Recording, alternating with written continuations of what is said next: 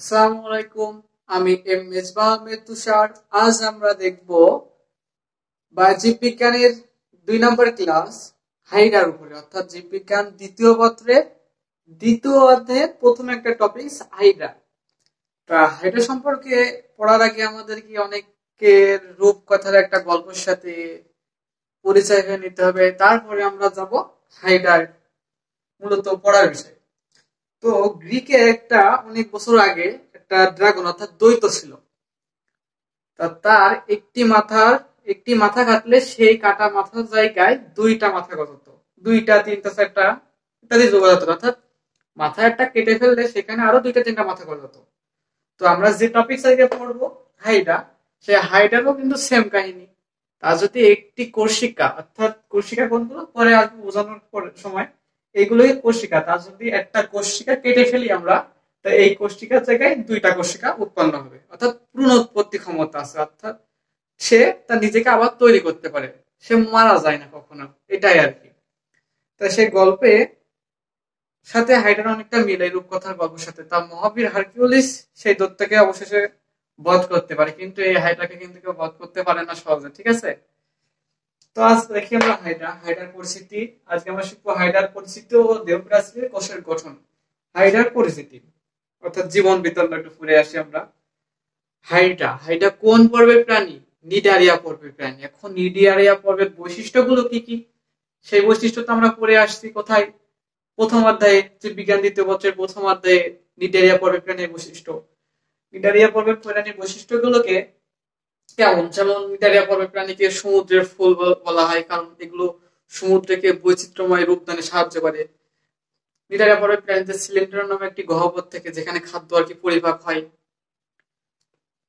Cnidaria পর্বেটকে দুই ভাগে প্রাণীর দেহকে দুই ডিপ্লোপ্লাস্টিক, অর্থাৎ জীবনে দুইটা স্তর আছে, একটা একটোডাম একটা অ্যাক্টোডাম। তাহলে কি ডিপ্টোপ্লাস্ট কাকে বলে? যে সকল প্রাণীর দেহের গঠন দুই ভাগে বিভক্ত, অর্থাৎ অ্যাক্টোডাম একটা হলো অ্যান্টোডাম, না অ্যাক্টোডাম ও অ্যান্টোডামের মাধ্যমে গঠিত, তাই এটাকে ডিপ্লোপ্লাস্ট প্রাণী বলা হয়। ওটা পরে দেখবো। তো আসে হাইড্রা।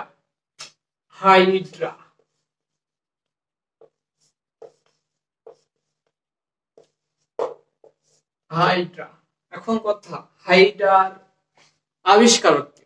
আমাদের বইতে আছে হাইড্রার কি পুনরুৎপত্তি ক্ষমতার আবিষ্কারক কে আর নামকরণ করেন কে, কিন্তু হাইড্রার মূলত আবিষ্কারক করেন কে সেটা কিন্তু বলা নাই। হাইড্রা আবিষ্কারণ করেন কে? Van Leeuwenhoek.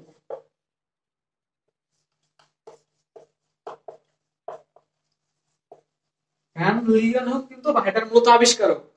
আর হাইড্রার যে পুনরুৎপত্তি ক্ষমতা, অর্থাৎ একটি মাথা থেকে দুইটি মাথা গজায়, এইটা বলছিলেন আব্রাহাম ট্রেমলে। আব্রাহাম ট্রেমলে। আর হাইড্রাজের নামকরণ করেন সে কে? Carolus Linnaeus. কিন্তু এই তিনটি বিষয় অনেক সুন্দরভাবে মনে রাখতে হবে। কি? হাইড্রার নামকরণ করেন ক্যারোলাস লিনিয়াস। দুই, হাইড্রার পুনরুৎপত্তি ক্ষমতার আবিষ্কারককে আব্রাহাম ট্রেমলে। আর হাইড্রার আবিষ্কারককে লিওয়েন হুক, অর্থাৎ লিওয়েন হুক বিজ্ঞান। হাইড্রা সম্পর্কে আমরা এখন আসি। পৃথিবীতে অর্থাৎ এই বিশ্বে এই পর্যন্ত হাইড্রা আবিষ্কৃত হয়েছে কয়টা? 40টা মতন হাইড্রা আবিষ্কার হয়েছে। তার মধ্যে আমাদের বাংলাদেশে হাইড্রার সংখ্যা, আবিষ্কৃত হাইড্রার সংখ্যা 3টা। তার 3টা দেখা যায়। হাইড্রার এক এক সময় এক এক ধরনের রং পাওয়া যায়। তাই এই 3টার ভিতরে বাংলাদেশে যে 3টা পাওয়া যায় তার মধ্যে 1 নম্বর হলো হাইড্রা অলিগাসিটিস। এর রংটা কেমন? বাদামি কালার। এর রংটা কেমন? বাদামি কালার। 2 নম্বরটা কি? হাইড্রা ভিরিডিসিমা। এর রংটা কেমন? সবুজ বর্ণের। আর 3 নম্বর হলো হাইড্রা ভালগারিস, অর্থাৎ এটা বর্ণহীন। এটা কি? বর্ণহীন। বাংলাদেশে এই 3 নম্বর অর্থাৎ হাইড্রা ভালগারিসটা সব থেকে বেশি পাওয়া যায়। সব থেকে বেশি পাওয়া যায় কোনটি? এই হাইড্রা ভালগারিসটা। আচ্ছা, সব থেকে হাইড্রা ভালগারিসটা। আচ্ছা, এখন আমরা আসবো হাইড্রার বাসস্থান বা আবাসস্থল। কোন পরিবেশে হাইড্রা থাকতে পছন্দ করে? ধরো একটি নদী, বিভিন্ন জলাশয়ে এটা দেখতে পাওয়া যায়। হাইড্রা, তুমি তোমার পুকুরে যাও, পুকুরে একটা স্বচ্ছ কাঁচের গ্লাসে তুমি একটু পানি উঠে অণুবীক্ষণ যন্ত্রের সাহায্যে দেখবা, তুমি হাইড্রাকে দেখতে পাবা। ধরো একটা নদী বা পুকুরের ভিতরে অনেক পানি আছে। এখন হাইড্রা কি, ধরো এই স্রোত বহমান আছে, এখানে নদীতে স্রোত আছে, তাহলে কিন্তু হাইড্রা এইরকম স্রোতমান, অর্থাৎ যে সব নদীতে বা পুকুরের স্রোত বহমান থাকে সেইখানে হাইড্রা থাকতে অপছন্দ করে। হাইড্রা থাকে কি একটু নিরিবিলি জায়গায়। আমরা অনেকটা নিরিবিলি জায়গায় থাকতে পছন্দ করি, যে নিরিবিলি যেখানে কোনো ঝামেলা নেই, পানিটা স্থির, সেখানে থেকে হাইড্রা বেশিরভাগ পুকুর জলাশয় অর্থাৎ এইগুলো থাকে, কারণ এখানে তো স্রোতের বেশি অবস্থা থাকে না, সুতরাং এখানে নিরিবিলি অবস্থান থাকে। এরা কোথায় থাকে, ধরো একটা কচু গাছ অথবা কোন জলজ উদ্ভিদের পাতা থাকে, পাতার নিচে এদের হাইপোস্টাম অর্থাৎ মুখটা সংযুক্ত করে পাতার নিচের পৃষ্ঠে, পাতার যে নিচের পৃষ্ঠে লেগে থাকে। আচ্ছা, হাইড্রাকে মাংসাশী প্রাণী বলা হয়। হাইড্রাকে কি বলা হয়? মাংসাশী প্রাণী বলা হয়। আমরাও কিন্তু একটা মাংসাশী প্রাণী, কারণ আমরা হাঁস, মুরগি, গরু, ছাগল এগুলো খাই।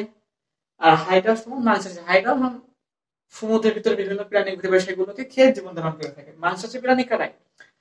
যেসব নিজে প্রাণী হওয়ার থেকে, নিজে প্রাণী হওয়ার সাথে সাথে অন্য প্রাণীকে খেয়ে বেঁচে থাকে, তাদেরকে কি মাংসাশী প্রাণী বলে। তাহলে আমরা সবকিছু বৈশিষ্ট্যের মাধ্যমে বোঝার চেষ্টা করবো। বৈশিষ্ট্যের মাধ্যমে বোঝার চেষ্টা করলে সেটা খুব সহজেই মনে থাকে। আর বায়োলজি কিন্তু অনেক ইজি একটা সাবজেক্ট। অনেকে বলে মুখস্থ যে যত করতে পারবে সে তত ভালো রেজাল্ট করবে বায়োলজিতে। আমি মনে করি যে ট্রিক্স যত খাটাতে পারবে সে তত ভালো রেজাল্ট করতে পারবে। তা বায়োলজি বাসস্থানের বৈশিষ্ট্য কোন হাইড্রা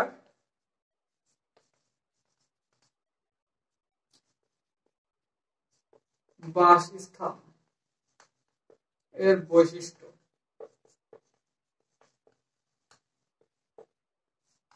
হাইড্রা মূলত এক মৃতজীবী।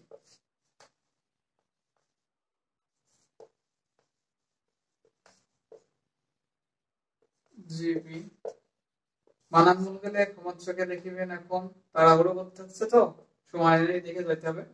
মৃতজীবী। 2, স্থির পানিতে বসবাস করে।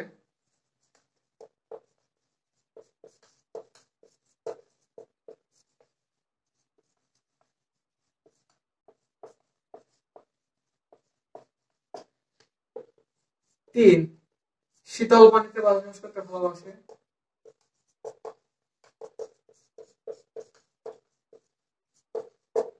4, মাংসাশী।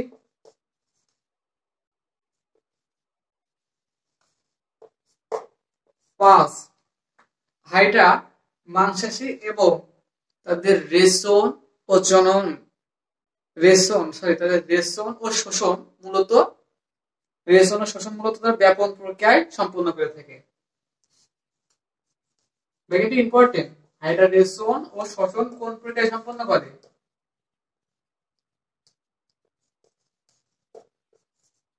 রেশন প্রক্রিয়া, ব্যাপন প্রক্রিয়ায়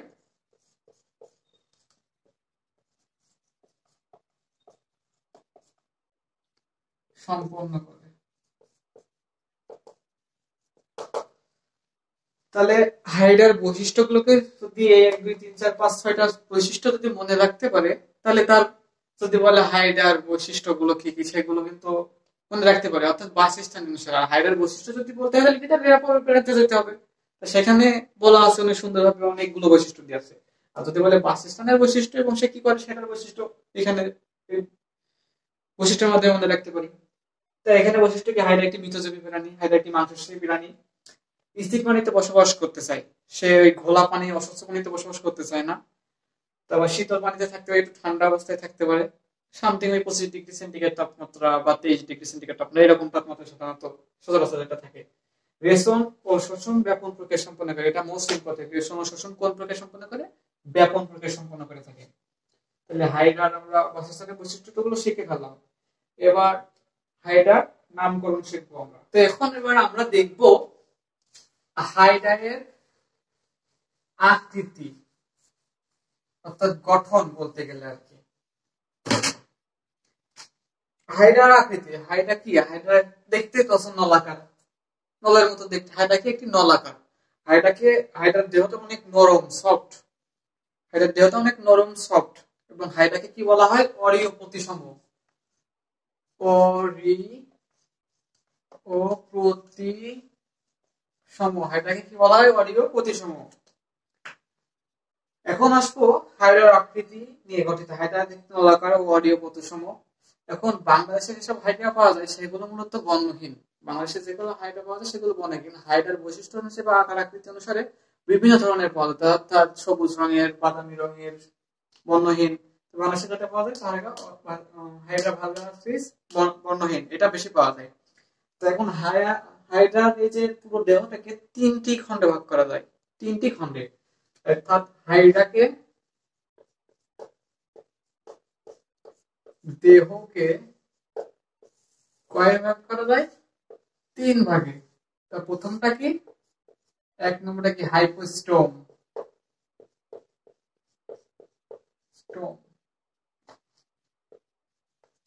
হাইপোস্টোম মানে কি? মুখ। এই যে মুখ, এই অংশটাকে কি বলা হয়? হাইপোস্টোম। মুখের চারপাশে যে মুখ আকৃতির একটা অংশ থাকে এটা কি বলা হয়? হাইপোস্টোম। এই অংশটাকে কি বলা হয়? হাইপোস্টোম। দুই নম্বরটা কি? দেহকাণ্ড। এই যে এইখান থেকে এই অংশ পর্যন্ত, অর্থাৎ হাইপোস্টোমের নিচ থেকে পাদচাকতি, এটা কি? পাদচাকতি।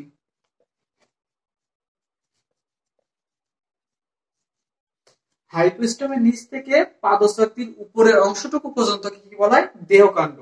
দেহকাণ্ড কোথা থেকে? এখান থেকে এই পর্যন্ত। এবার আসি পাদচাকতি। পাদচাকতি মানে কি? একেবারে নিচের অংশ, এই যে পদ্ম অংশ। তা হাইডার দেহকে তিন ভাগে ভাগ করা যায়, একটি হলো হাইপোস্টোম, দেহকাণ্ড আর পাদচাকতি। হাইপোস্টোমের কি কাজ? হাইপোস্টোম মানে কি? মুখ। মুখের চারপাশে যে মুসাকৃতির অংশ থাকে হাইপোস্টোম বলে।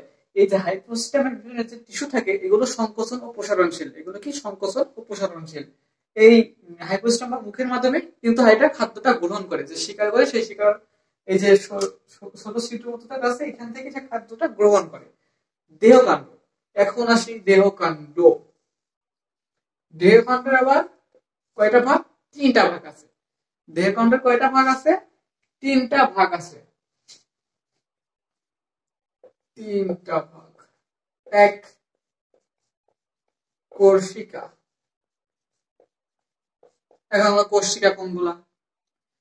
এই যে মুখ, হাইপোস্টোমের এই পাশে চুলের মতো অনেকগুলো কোষিকা আছে। হাইডার কোষিকা সংখ্যা থাকে 6 থেকে 10টি। 6 থেকে 10টি কোষিকা। তিনটা। এক নম্বর কোষিকা, অর্থাৎ 6 থেকে 10টি কোষিকা থাকে হাইড্রা। এটা কিন্তু ইম্পর্টেন্ট প্রশ্ন। হাইড্রায় কয়টি কোষিকা থাকে? 6 থেকে 10টির ভিতরে কোষিকা থাকে। আচ্ছা। 2, মুকুল। দুইটা কি? মুকুল।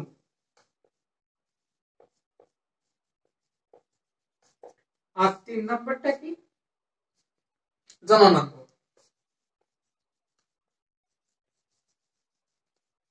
অর্থাৎ একটি হাইডাকে দেহকে তিন ভাগে ভাগ করা যায়। প্রথমটা হচ্ছে হাইপোস্টোম, দেহকাণ্ড, পাদচাকতি। তো হাইপোস্টোম মানে মুখ, এই যে মুখ। আর দেহকাণ্ডকে আবার তিন ভাগে ভাগ করা যায়। দেহকাণ্ডটা কি? হাইপোস্টোমের নিচ থেকে শুরু করে পাদচাকতির উপর পর্যন্ত দেহকাণ্ড বলে। দেহকাণ্ডকে তিন ভাগে ভাগ করা যায়, একটা কোষিকা, একটা মুকুল আর জননাঙ্গ। এখন আসি কোষিকা। কোষিকার সংখ্যা কি? কোষিকা গুলো এই যে চুলের মতো আকৃতি, এগুলোকে কোষিকা বলে। এখন কোষিকার ভিতরে যে এই যে গোল আকৃতির অংশগুলো দেখা যাচ্ছে এগুলো কি বলা হয়? Nematocyst battery. Nematocyst battery. এই ব্যাটারির ভিতর থাকে কি? নেমাটোসিস্ট। নেমাটোসিস্ট এটা কি? একটা সূত্র। নেমাটোসিস্ট এটা কি? সূত্র। এই যে ছোট ছোট গোলাকৃতির অংশগুলো বলা হয় নেমাটোসিস্ট ব্যাটারি। এখন আসি যে কোষিকাকে তিন ভাগে ভাগ করা যায়, কোষিকা, মুকুল আর জনন। এখন মুকুল। মুকুল অংশ কি? এটি একটি অযৌন জনন। মুকুলটা কি? একটি অযৌন জনন। অযৌন জনন কাকে বলে? সেখানে শুক্রাণু ও ডিম্বাণুর মিলন হয় না, সেটাকে কি বলা হয়? অযৌন জনন। মুকুল কি? দেহের একটা অংশ থেকে কিন্তু তৈরি হয়। তার দেহে এই যে একটি হাইডার দেহের এই অংশ থেকে কিন্তু একটা মুকুল সৃষ্টি আছে। একটি অযৌন জনন। এটা কি কখন ঘটে? হেমন্তকালে সম্ভবত, না এটা গ্রীষ্মকালে ঘটে। এটা কি মুকুল সৃষ্টি হয় কি? গ্রীষ্মকালে। যখন পর্যাপ্ত খাবার পায়, অর্থাৎ হাইডা যখন বেশি পরিমাণে খাবার পায় তখন কি হয়, মুকুল সৃষ্টি হয়। এখন এই মুকুলটা সৃষ্টি হয় কোন জায়গায়, কোন অর্ধাংশে? একটি হাইডাকে যদি মাঝ বরাবর ভাগ করি তাহলে মাঝের অংশে কি কার মুকুল সৃষ্টি হয়, মাঝের অংশে কি মুকুল সৃষ্টি হয়। আচ্ছা, এখন আসি মুকুলের কাজটা কি। এটি একটি জনন প্রক্রিয়া, এটি অজনন প্রক্রিয়া, এটি একটি জনন প্রক্রিয়া যা অযৌন জনন প্রক্রিয়ায় সম্পন্ন হয়ে থাকে। আর এই কোষিকার কাজটা কি ছিল, এই যে উপরে কোষিকার কাজটা কি, শিকার করা খাদ্য বস্তুকে আঁকড়ে ধরতে বা গ্রহণ করতে সাহায্য করে। আচ্ছা, এবার জনন। শুনতে শীত ও হেমন্তকালে হাইড্রা যৌন জনন অর্থাৎ যৌন জনন সৃষ্টি হয়ে থাকে। যৌন জনন অর্থাৎ কি, শুক্রাশয় ও ডিম্বাশয়ের মিলন হবে। এখন হাইডার দেহে শুক্রাশয় ও ডিম্বাশয় অবস্থিত, তার নিজের দেহে।